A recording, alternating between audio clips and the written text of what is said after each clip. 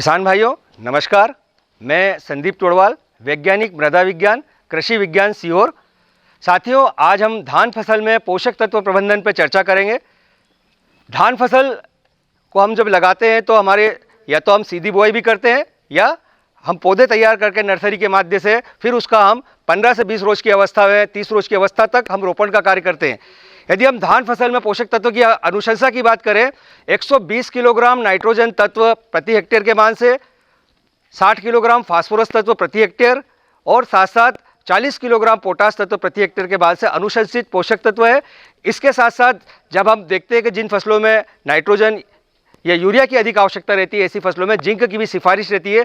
धान फसल का अच्छा उत्पादन लेने के लिए 5.25 किलोग्राम जिंक तत्व भी एक हेक्टेयर के मान से अनुशंसित पोषक तत्व है। यदि साथियों अगर हम 1 एकड़ में उर्वरक की बात करते हैं तो लगभग 50 किलोग्राम DAP प्रति एकड़ के मान से और इसके साथ साथ 20 किलोग्राम पोटास और 10 किलोग्राम जिंक सल्फेट प्रति एकड़ के मान से धान की रोपाई के पूर्व हमें खेत में देना है। यदि किसान भाई 12-32-16 का उपयोग करते हैं तो 75 किलोग्राम 12-32-16 और 10 किलोग्राम जिंक सल्फेट खेत मचाई के समय बुआई से पूर्व हमें देना है।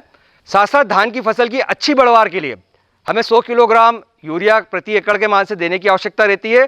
साथियों, यदि हम यूरिया को 2 से 3 भागों में देते हैं तो हमारी फसल की वृद्धि की अवस्था में नाइट्रोजन तत्व की समय समय पर पूर्ति होती है और फसल की वृद्धि अच्छी होती है और साथ साथ उत्पादन भी अच्छा मिलता है।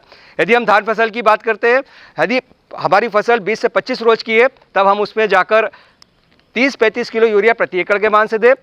उसके पश्चात जब हमारी फसल 40-45 रोज की अवस्था में पहुंचती है, 40 रोज की अवस्था में, तब हम उसमें अपनी फसल के अंदर 40 से 50 किलो यूरिया प्रति एकड़ के मान से दें और उसके पश्चात 55 रोज की अवस्था में जाकर हम शेष बची हुई 25-30 किलो यूरिया का उपयोग करें। और इस प्रकार से टुकड़ों में यूरिया का उपयोग करने से समय समय पर नाइट्रोजन पोषक तत्वों की पूर्ति होती है और हमारा उत्पादन भी अच्छा हमें प्राप्त होता है।